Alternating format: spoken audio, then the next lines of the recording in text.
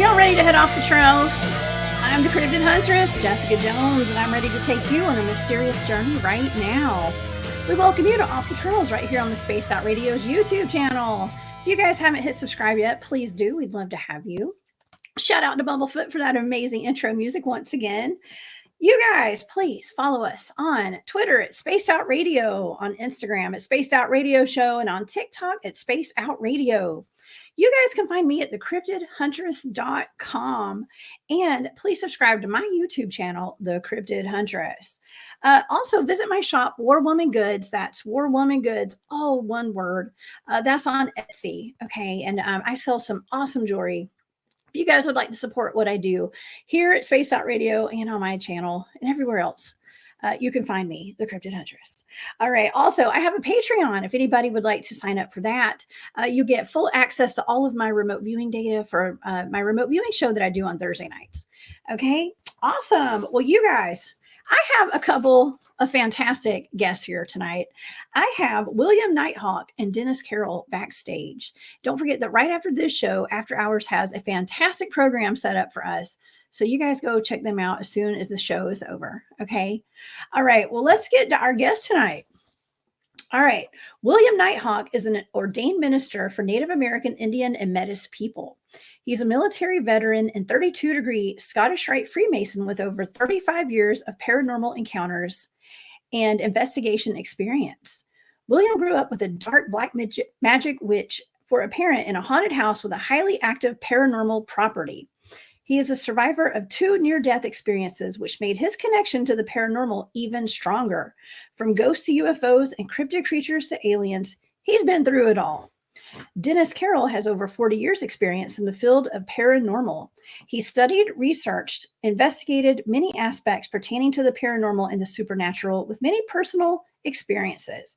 He's also a researcher. He's written several books. You guys go check him out at denniswcarroll.com. And you can find both Dennis and William on the Nighthawk High Strangeness podcast on YouTube every Saturday and Sunday morning. And they have a new show, Becoming Monsters. You guys can check them out on YouTube throughout the week. Please help me welcome to Spaced Out Radio tonight, my friends, Mr. William Nighthawk and Dennis Carroll. Good Hey, evening. guys. Hello. Hey, thank you all How we so much doing? for being here. I am so glad y'all are here. This is going to be fantastic. What a topic tonight. Giants. Yeah, it's going to be a doozy. right? Yeah, it's going to be a doozy. That's for sure. It's going to It be huge. is. Well, you guys, It's going going to to be be gigantic. massive. Definitely. Yeah. Monstrous, right? Yeah. Well, I so enjoy your shows. Every Saturday and Sunday morning, I get up and I have my coffee and I tune in. I try to tune in if I'm awake. Okay, because I do have a Thank late you. night We show. appreciate that. But yeah, I love it, man. You guys cover everything, all the topics. Yeah. Y'all aren't scared to cover. Yeah, the when the powers that be stay on the air, yeah, we cover everything. Right. Well, you know what? There's a lot to be said about Uh, that because a lot of us are a little scared to talk about some of those topics that are, we're afraid our channels get shut down and stuff. So I applaud both of y'all. Yeah. Big time. Sometimes some subjects Thank can cause some problems sometimes. Definitely. They can. Well, we're not going to worry about that. We don't worry about that tonight. We're going to talk about something that a lot of people are very interested in, and that's giants. And not only giants, but petrified giants. Okay. And this is something that I'm just becoming familiar with I did a blind remote viewing target of the Sleeping Lady Mountain Range. Okay. Barry Littleton and I had discussed this. It was one of my topics, and it actually looks like a woman. Okay, who is laid across but it's a mountain range. And people were bringing it to my attention that there are mountain ranges all over the world, mountains, hillsides, they look like people. Okay. So you guys have to be familiar with that. I know you are, William. What do y'all think about that? Oh, yeah. Well, giants have been around for a very, very long time through mythology and legend, through even cave art, written scriptures, even the Bible talks of giants. They are definitely of our legacy as human beings and our time in this world. And who knows? Got modern giants nowadays. I mean, we call them Bigfoot, you know, and things like the Canterland. We had the Lovelock Cave giants. So, I mean, giants are not very far-fetched, that's for sure. And they're not just folklore. So, right. giants are real. That's the interesting thing about giants, Jessica. They are found in every culture worldwide, as far flung as you could imagine.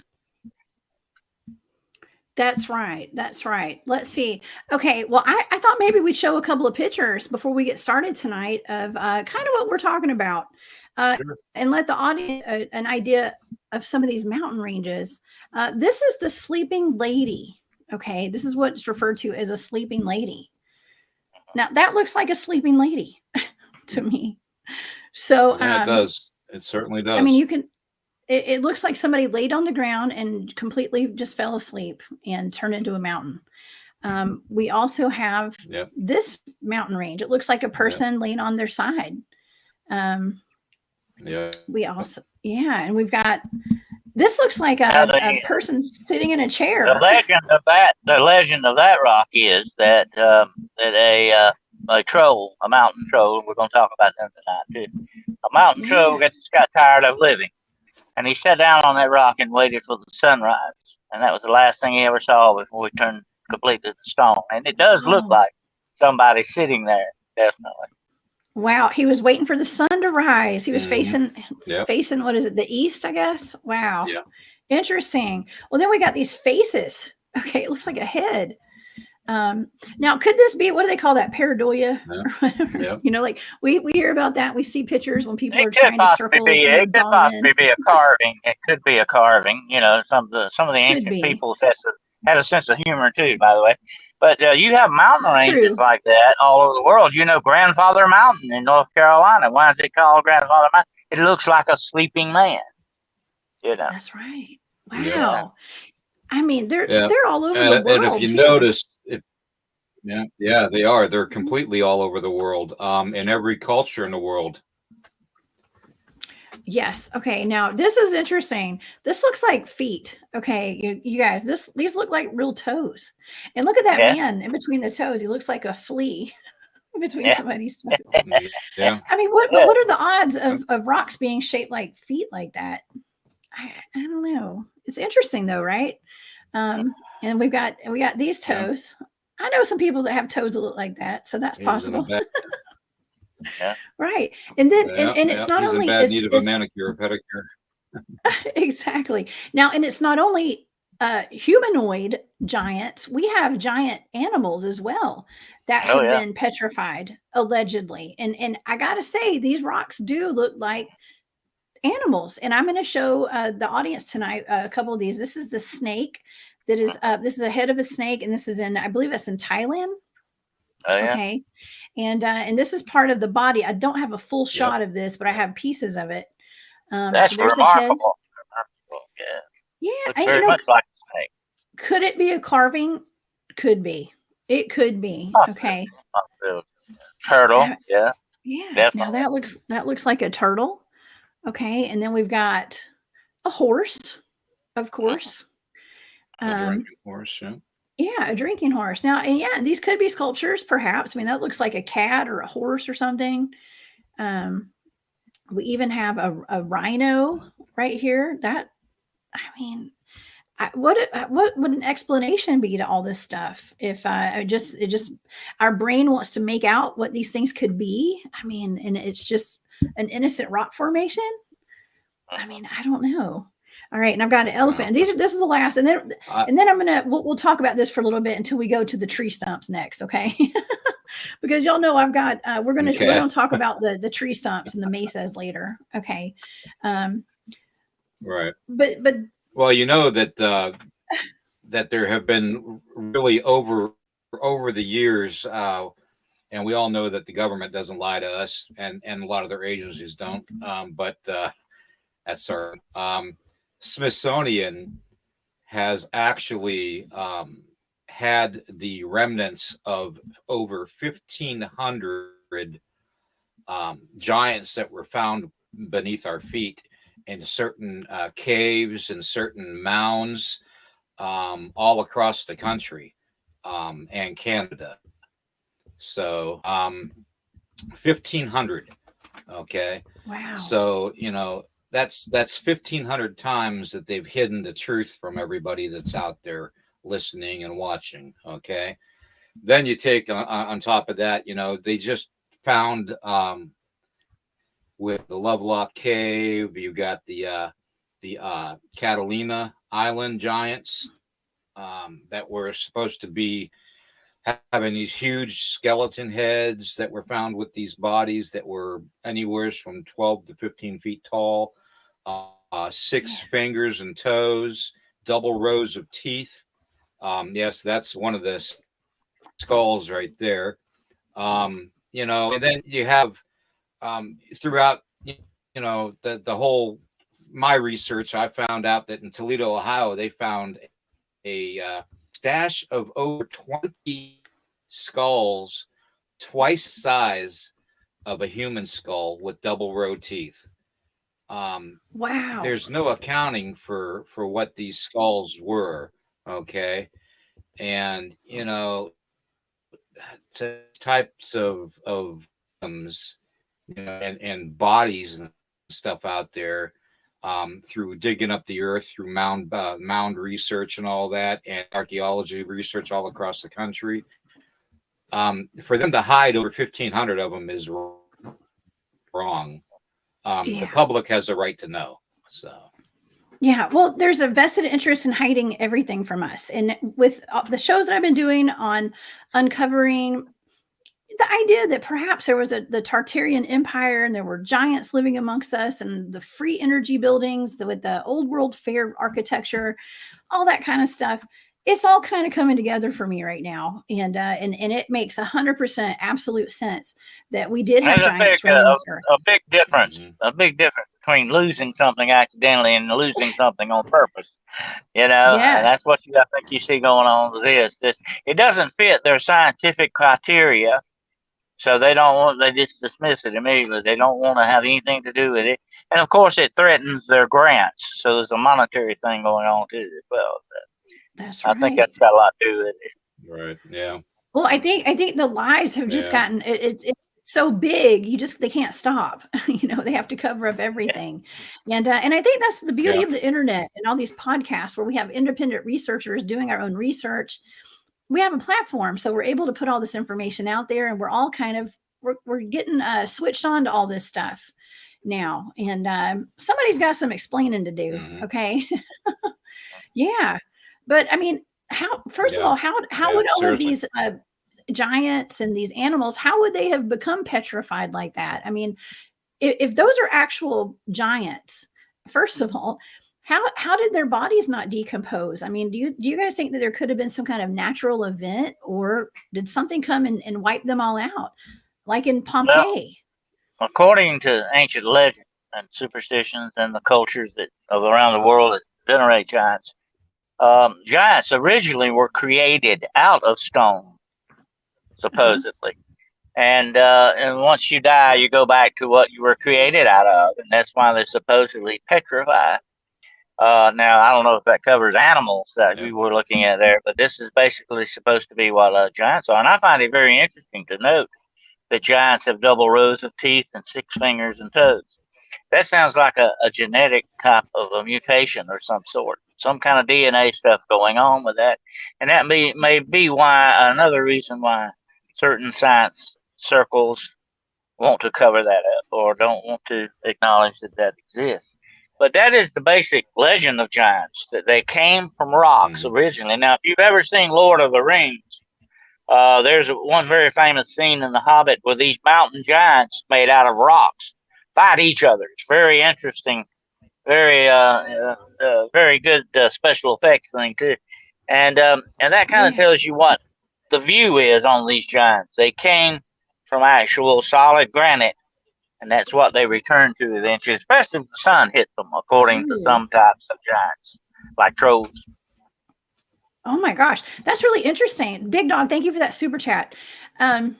So there's a legend of, I know in North Carolina, with some of my friends, they've always talked about the Stonecoat Giants, the Stone Giants, the Stonecoat Giants. Is that something similar to what we're talking about, you think? Or because I thought the Stonecoat Giants were like a Sasquatch, I guess, but I don't know. Now I'm wondering. Well, they were basically your typical Bigfoot. Which, I mean, you can classify Bigfoot as a giant, I suppose. I mean, anything over eight feet tall, but wears a size 23 shoe. So, I mean, come on, that's a giant.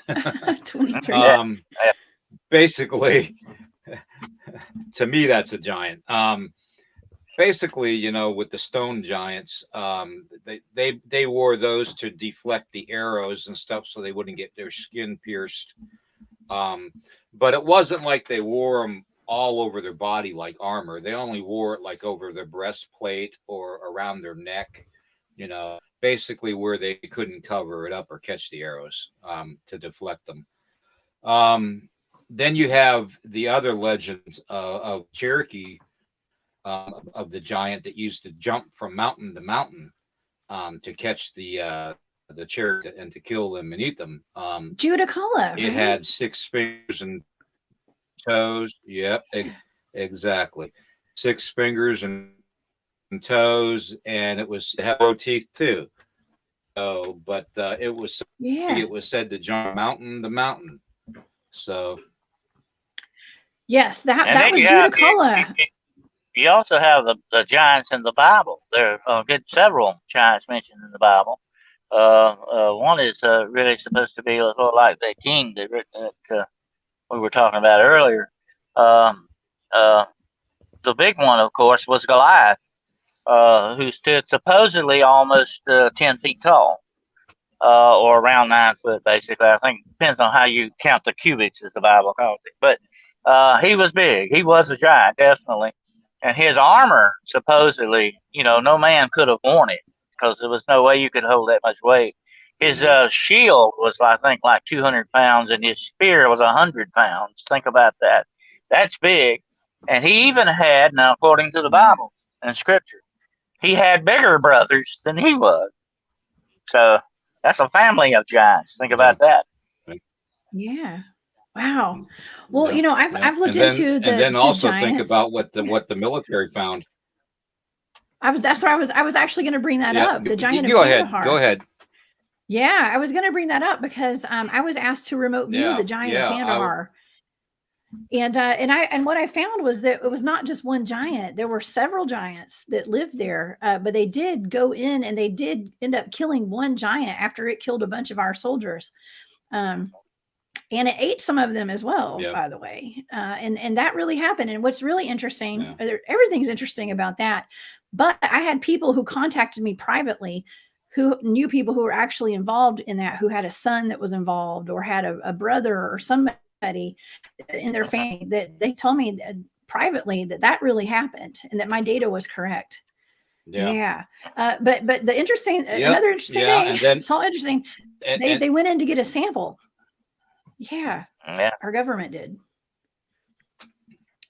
So why would they be getting samples? The description of the Kandahar giant. The description of the Kandahar giant is the red head, hair, and all that. That fits the bill for the Native American type of the giants that were supposedly in the caves and all that they had war with. That's an interesting connection. Yeah, it is. Let's see. I've got a picture of that. Well, this is a drawing of what the giant looked like.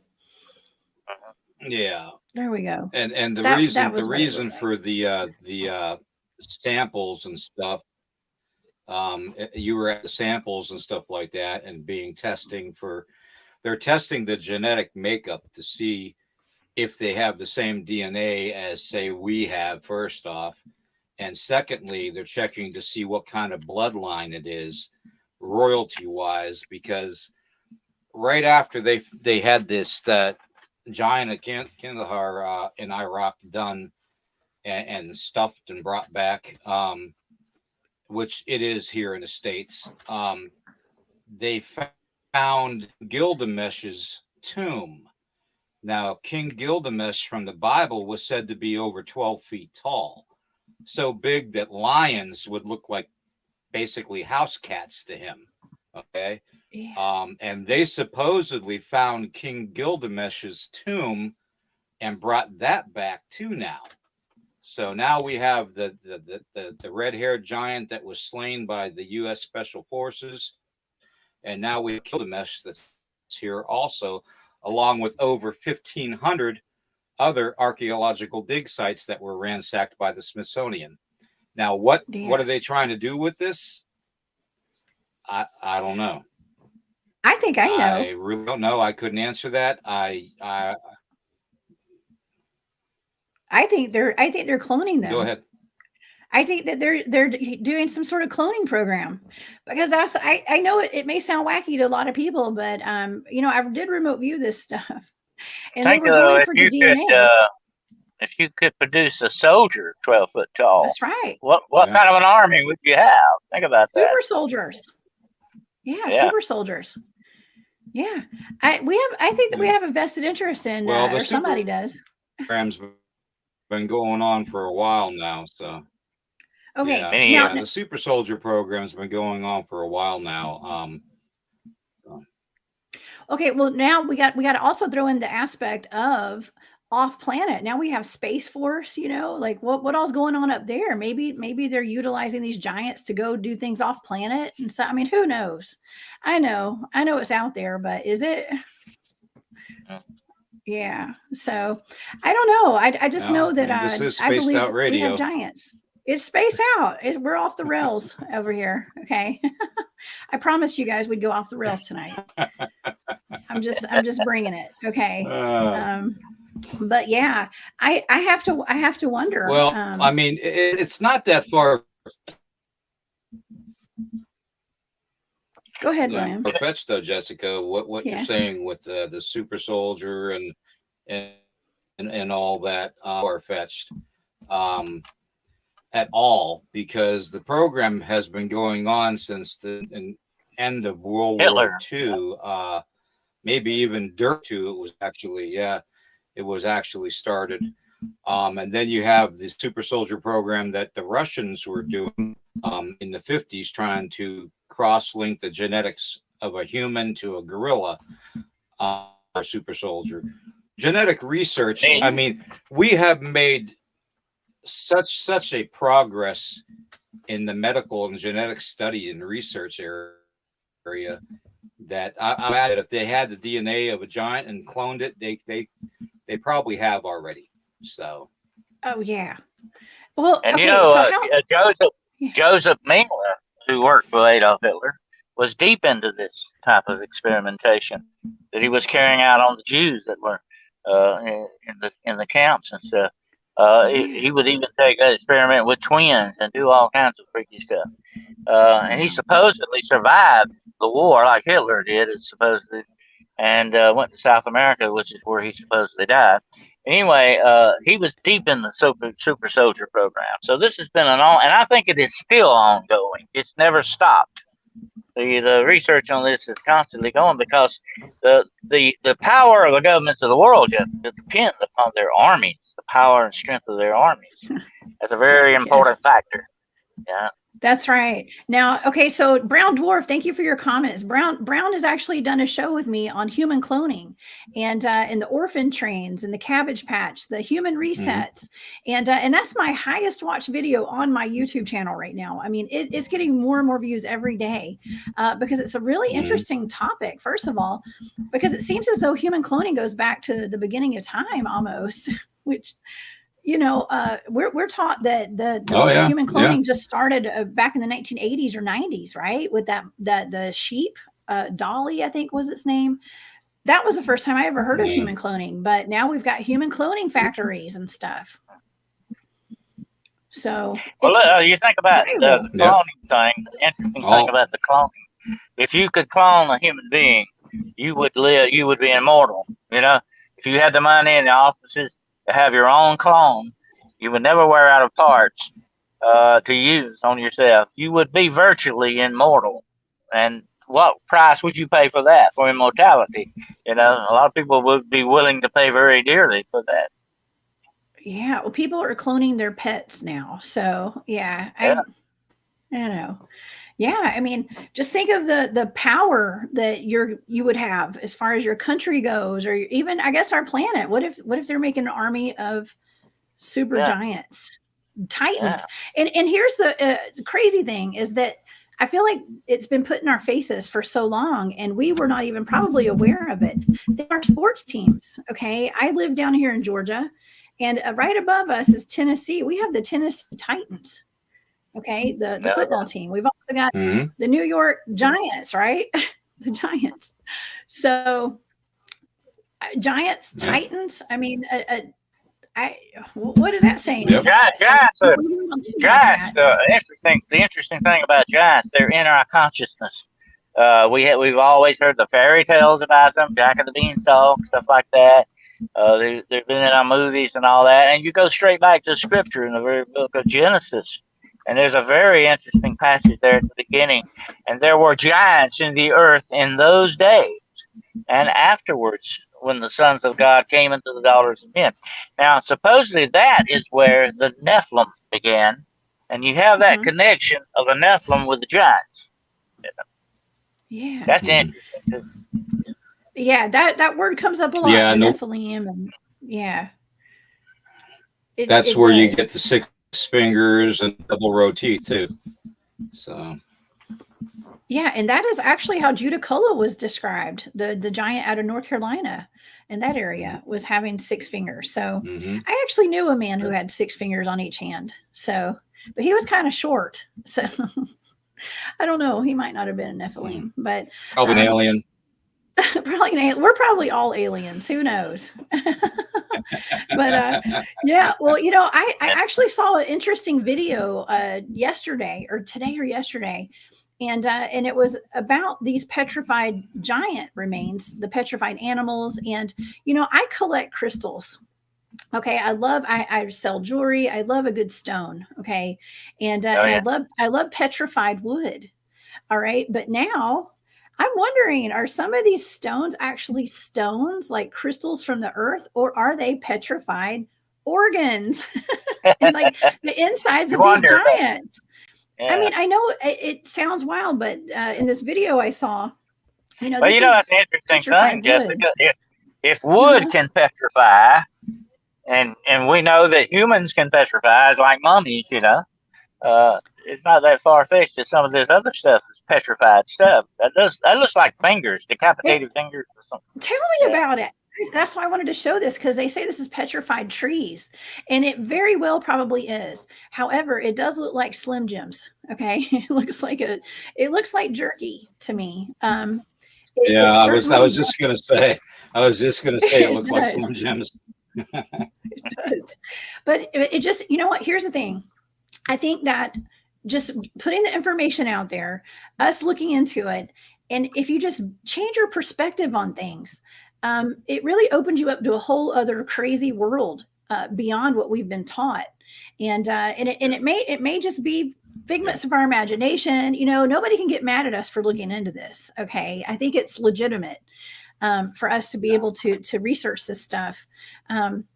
But yeah, it's just, if you just look at things in a different manner and change your perspective, there's a whole other world out there of giants and titans. Yeah. Yep. Yeah. So much unknown, so much of the unknown that we have yet to really, you know, grasp. So much is to be found out there. You know, they're finding cities all the time. There's no telling what else, you know, what next will be found. But to me, that's part of exploration. That's the human spirit, the endeavor of the human spirit to search for these things, you know, and look for them and ponder about it. Absolutely. Yeah. Well, something else that actually Brown Dwarf and I just looked at. Oh, go ahead, William. Well, I was going to say, you also have to take into consideration too. You have to take into consideration too that all the big trees that were once said to reach the heavens, you know, even Native American stories of the flood talk about the people going to these tall trees to escape the floodwaters.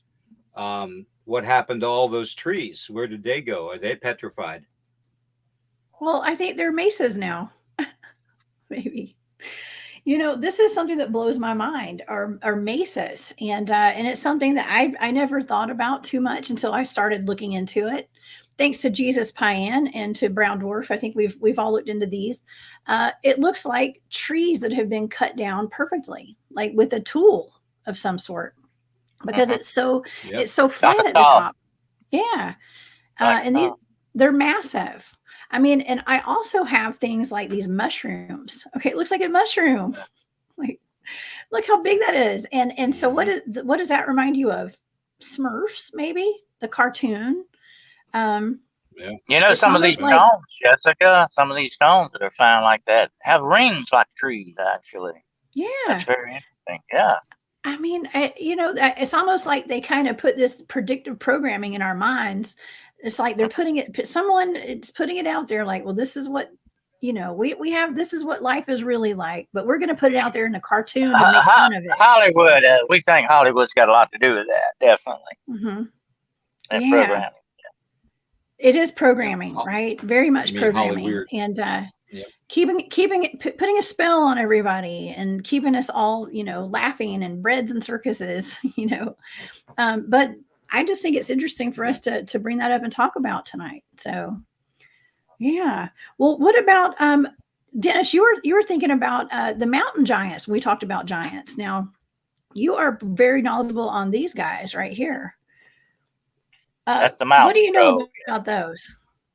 Yeah. Uh-huh. Well, they, like I said, they were supposedly made out of stone as well as some of the other giants, but they are described more as monsters. Really, giants are more human-looking in some ways than the troll. The troll is more monstrous-looking. It's more deformed-looking thing.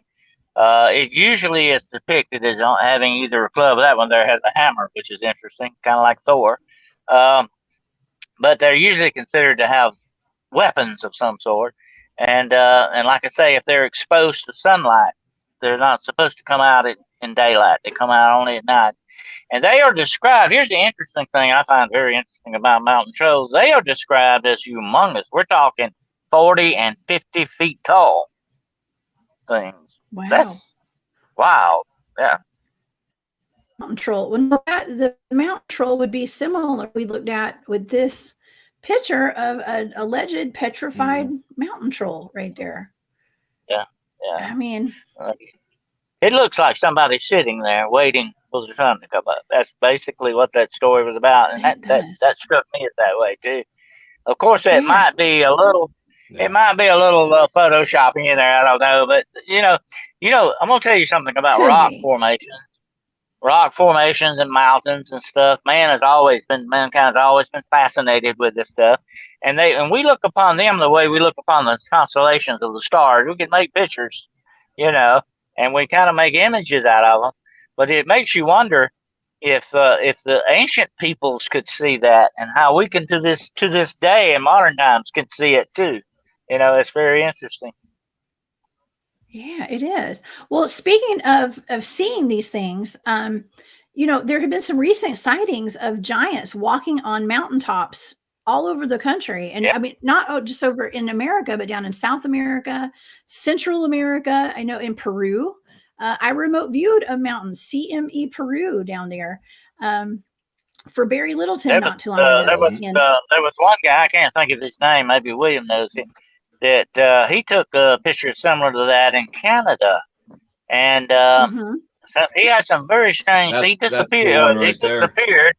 He disappeared mysteriously and turned up dead.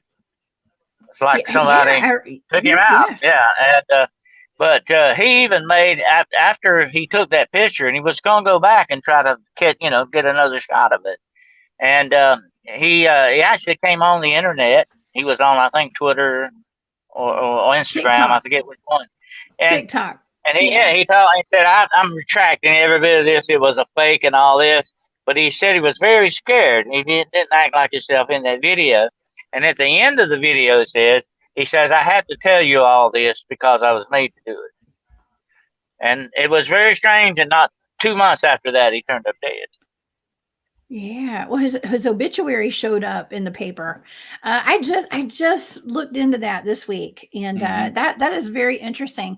And I have worried about me remote viewing these giants. Luckily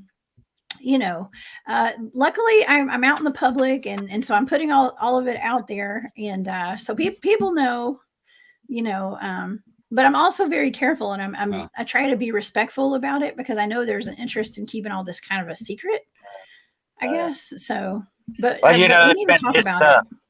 It's been told for years that Jessica, that the government has their own sort of unit of people who can, psychically block you from these things or find you. So you have to be very, very careful. They have their own remote viewers, and that's true. I'm fully aware of that. Yeah. Yes. Yeah. Well, the last target I did remote view me. Yeah.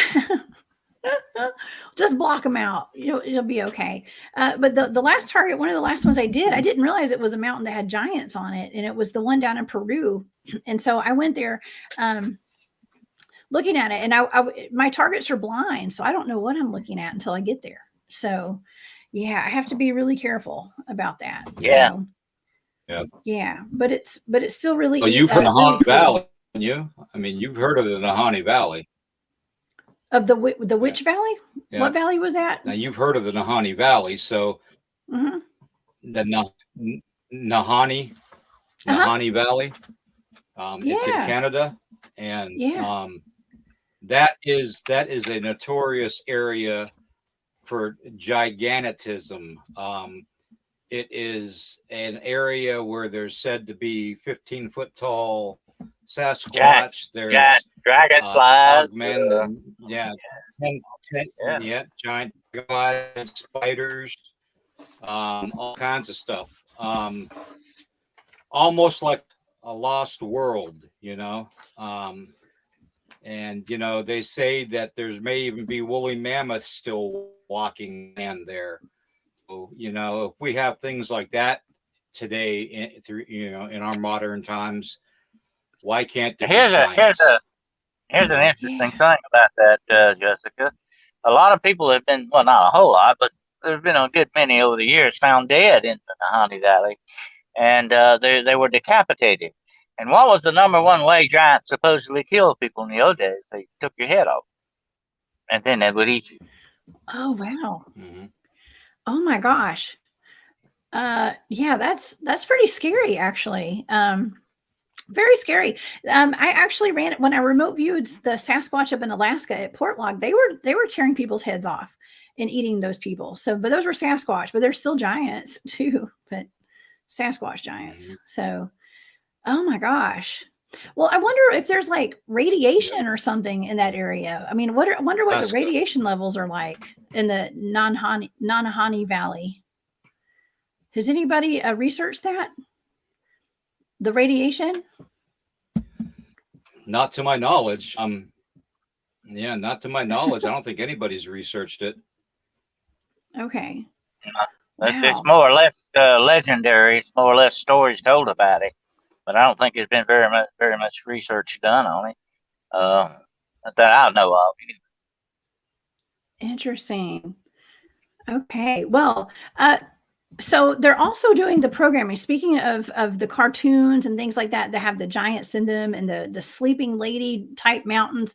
There's a cartoon called Moana, and in that cartoon they actually have like a sleeping lady island there, and so the island actually wakes up and becomes a woman. Okay, and she's a giant. So it's almost like they are showing us this stuff. They're acclimating our children with the idea of it. So that's one of the cartoons. Let's see, what else do I have here? Oh, and a movie just came out called Troll. Okay, and it's about a big old rock. Yeah. Yeah. That's a good movie. Yeah. I have not seen that one yet. But even Marvel has characters. There's another kind of troll in legend that's supposed to live under bridges. They're the smaller variety. They're sort of around 7 or 8 foot. Sometimes they're described as even smaller than that. And you know, the very famous fairy tale about the billy goat in the bridge and the troll under the bridge. You know, so trolls there are different kinds of trolls. In other words, different regions have different kinds of trolls.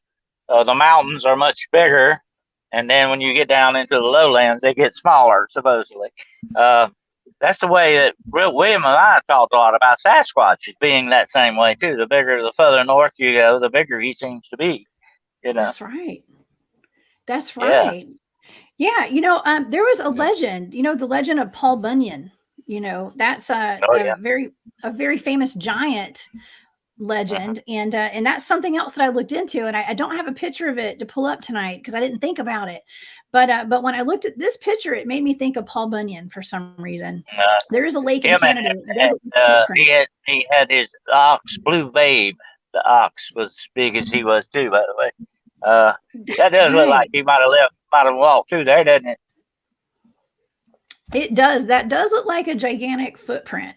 Okay, it does. Now, it could be a coincidence, but that was the legend of Paul Bunyan, was that he was carving out rivers and creeks and lakes and things like that because he was so big. Now, let me tell y'all, if you go to the Wisconsin, he was a superhero of the lumberjacks. He was their idol. Yeah, he was. They all looked up to him. Yeah. Well, they looked up to him. That's a good point. But yes, he actually, if you go to the Wisconsin Historical Society online, they have an artist rendition, a picture of what the actual the character or the person that they base the character of Paul Bunyan on. They have a drawing of that person, and it doesn't look like a human. I remote viewed this character. I remote viewed him. It was actually a Type 4 Sasquatch. So Paul, the character they portrayed Paul Bunyan as was Sasquatch. The North has a lot of mysteries. The further north you go, like my favorite one north, you might want to look into it one day, is that whole Eskimo village that disappeared. I think it was in Alaska, and even the graves in the graveyard, the bodies were gone out of it. And to this day, nobody knows supposedly what happened to the whole village. It was just gone. Oh. And I think the Mounties came by and found it that way or something like that. And that was very strange that they would even dig up the bodies in the graveyard and take them with them wherever they were. I've never heard of that. Yeah. Okay. I'll find out some more info. I'll let you know exactly where that's supposed to be at. But there's a lot of mysteries in the north, and I think the trolls and the giants, they really go in good with that. A lot of that stuff.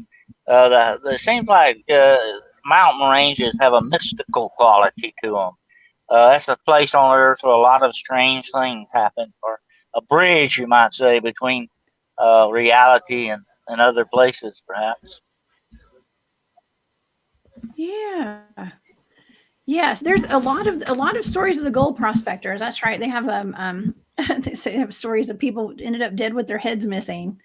Yeah. That's a lot of another connection that I've made with Sasquatch are a lot of gold miners having Sasquatch encounters and Sasquatch being around the gold mines. And I've actually talked with Fred in Alaska. Fred Roll and I have had conversations about perhaps the Sasquatch guard the gold mines up there for whatever reason, because there's so many stories about gold miners and Sasquatch. Yeah. Well, Teddy Roosevelt. Teddy Roosevelt talked about some of that. One of his friends, I think a trapper or something, had a run-in with Bigfoot. You remember that, William?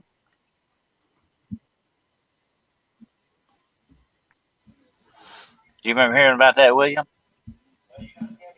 About Teddy Roosevelt? He may have a delay. Yeah. William, can you hear us? Glitch here. Yeah. Anyway, I think Teddy Roosevelt actually told about his friend that had a run-in, and I think he was killed or something by the wild man, as they called him. Back in the old days, you didn't have the name Sasquatch, and you didn't have Bigfoot. He was called the wild man because he had hair all over him and he was wild looking. You hear that a lot in different parts of the world. He had that name, but we call him today. We call him Bigfoot. Yeah. Yeah. That Well, was Yeah, the legend that Dennis was just talking about was when Teddy Roosevelt was up in the mountains of Montana hunting for big game, and one of the head tracker there was talking around the fire that night about how he had a run-in with this big hairy guy back 10 years earlier, and how it drug off his partner, his hunting partner, basically by the leg, and just drug him off to never to be seen anymore, and chased him down. And that's not the first account of that. Teddy Roosevelt actually tried to go out and hunt Sasquatch himself down with a group of men, and couldn't even find hide nor hair of them. So I don't know if you know this, right too. President or John Keel, the very famous writer, paranormal writer, John Keel, actually was on the track and actually sighted the Yeti. So you've got a lot of famous run-ins. And by the way, I don't know if you know this or not, but Jimmy Stewart, the actor, actually smuggled out a Yeti finger out of Tibet for somebody. You need to read about that. It's a very interesting thing. I think it turned out to be something like an 8 finger, but anyway, he smuggled it out in his wife's underwear in a suitcase when they came back from the ball. Yeah. But oh my gosh. they supposedly, in a lot of the monasteries in Tibet, they supposedly have some of the skulls, some of the skin and fingers and stuff of the Yeti. But the Yeti, by the way, we've always seen described as being white. It's really not white, although it may be white when it has snow on it, But it's really it's really a brown colored kind of thing. It's not more like our Bigfoot, the way it looks. Yeah. It's not white, actually. I think mostly when you get a lot of snow on you, you can take that appearance. Jessica's intro to her show has a white one. Jessica's intro has a white one. So, yeah, we do. Yeah. We do. There's actually. Yeah, another you guys, another really cool cryptid that I looked into this past week was the Otter Man. And this has nothing to do with giants, but it is a big one. It's a big one, but it's some of them are white. They're in Alaska. It's called the Kushtaka. The Kushtaka.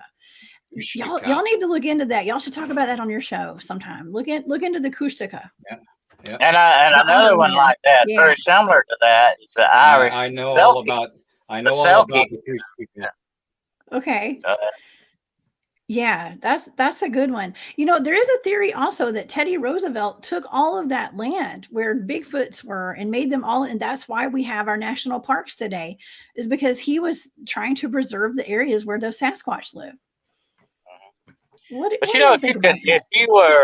you were confronted by a Sasquatch, 10 or 12 foot tall, that's a giant. Yeah.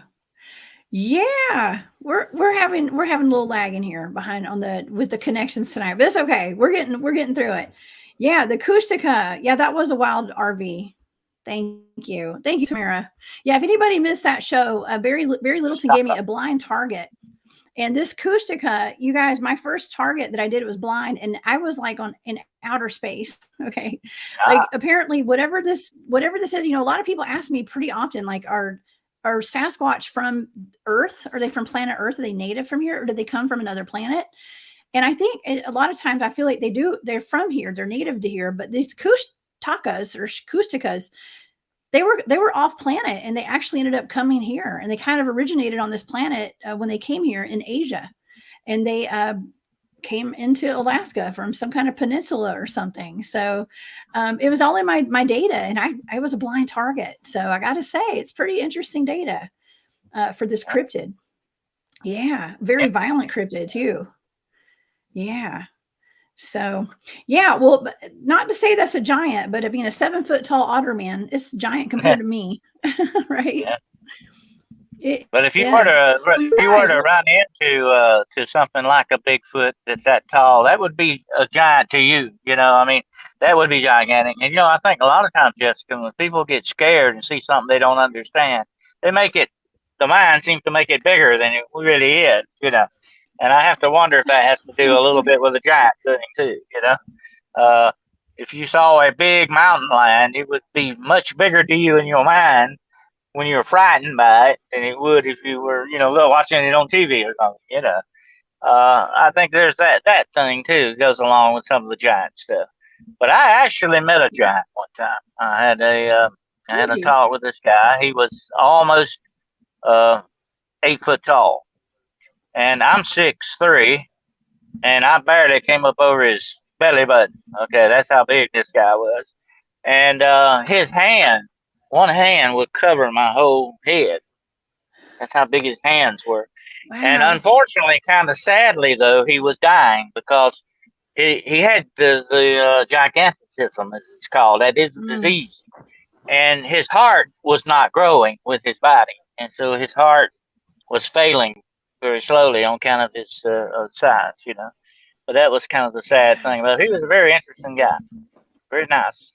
His back, he could sit, you know how tall a Volkswagen is, Volkswagen Beetle?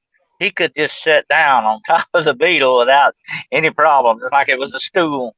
That's how tall this guy was. Yeah. Well, you know, it's not so common today for us to see people that are that tall unless they're playing in the NBA. Okay. I mean, I've met Shaquille O'Neal personally. I actually ran into him one day, literally ran into him walking down the street one day. I bumped into him. And he was the biggest man I've ever seen in my entire life. And so you know, but it's just not common. But if you look at pictures from, you know, the 1950s and before, in the early 1900s, there were a lot of giant people here in the 1800s. You know, and the Tartarian Empire, you know, topic, that's kind of a big topic right now that people are discussing that. And where did all the giants go that lived back then? My great grandfather. My great grandfather's name was Samson Carroll. He actually was almost 7 foot tall. So you had that happening. It's, you know, you basically, when you look at ancient man, he was really average about 5'5", you know, and the women were like 5'2" or somewhere along that line. And as time gone on, we got better nutrients and all that. We got bigger. We're still not giants, so considering what, you know, our culture tells us about giants. But it's very interesting connection that that your environment can make you gigantic in some ways too. You know, the way you live. That's interesting as well. Yeah, that's right. Yeah, Maggie's saying that there's even a sleeping giant hill in the UK. I mean, these things are all over the planet.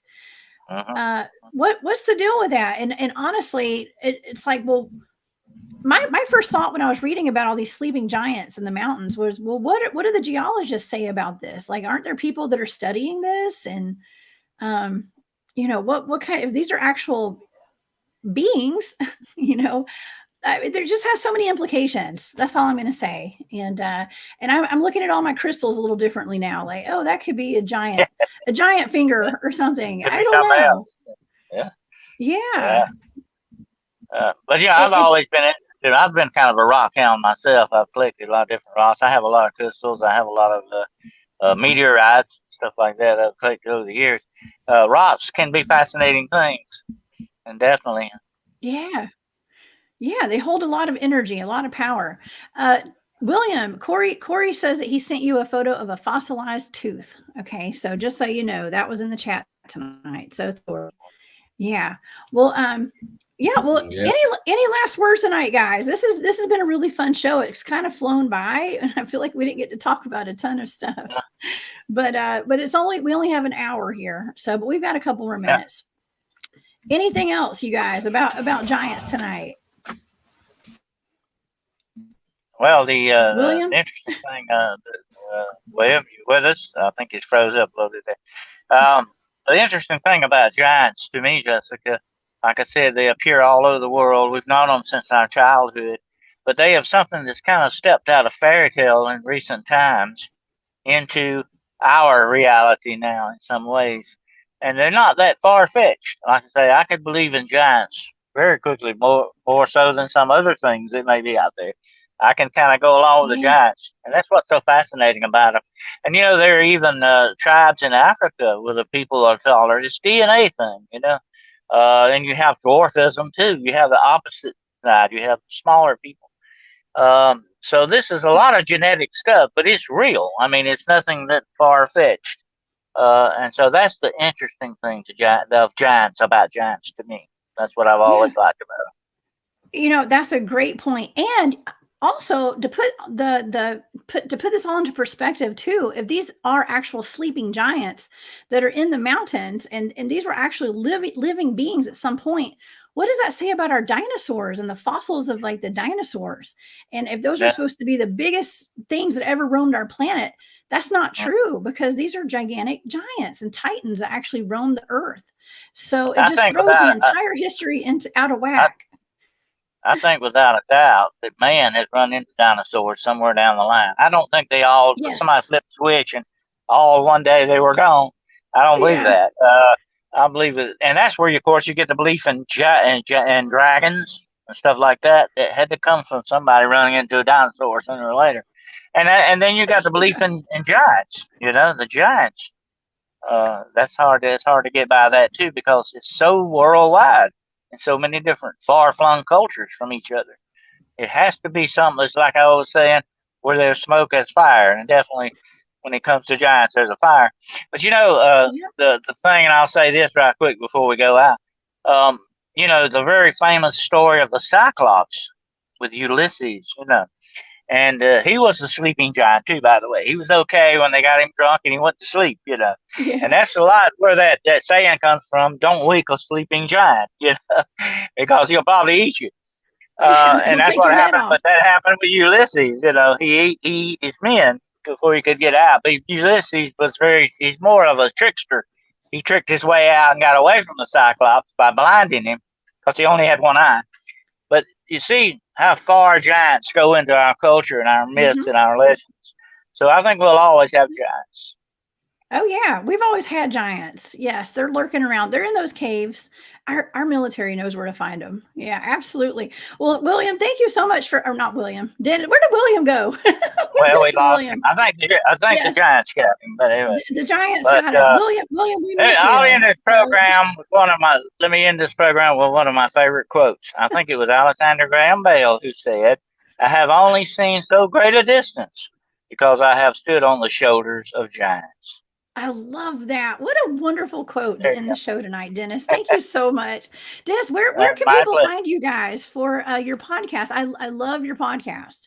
Tell everybody where they can find you on Saturday and Sundays during the week. We have a rotating one on Friday nights at 10 o'clock. We're doing one called Becoming Monsters. We'll be doing that this Friday. And then the next Friday we'll be in the Red Rabbit Hole. And that's at 10 o'clock. And then on the weekends, we have the morning weekend brew, paranormal weekend brew show. And that's at 10 a.m. on Saturday and 10 a.m. on Sunday.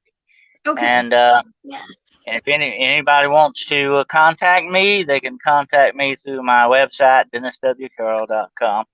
And my books are available there. The links to my books are available. And if you have any questions or want to give me any reports on anything, feel free to do it. You can contact me there on that side. Perfect. Dennis, thank you so much. And I'm going to have to contact William after the show. I'm sorry that we lost William, but please come back. I know you're going to come back and hang out with me again in the future. Okay. Thank you, Dennis. Have a great night. Care. Okay, thank you. Bye-bye. All right, bye. All right, y'all. Dennis is amazing. And William, I'm sorry we lost you there. But don't forget that right after this show, After Hours is ready to go. I think they're already live. So y'all go over to After Hours right now. They got y'all for the next 3 hours, okay? Or us. I'm going to be there too. I will see y'all next week on Off the Trails. But for now, I'm the Cryptid Huntress. I'm headed off the trails. Y'all have a great week. Please come visit me at the Cryptid Huntress on YouTube this week. I've got a show Wednesday afternoon at 1 and Thursday evening at 8 p.m. And then I'll be back here next weekend. Y'all have a good night. Bye.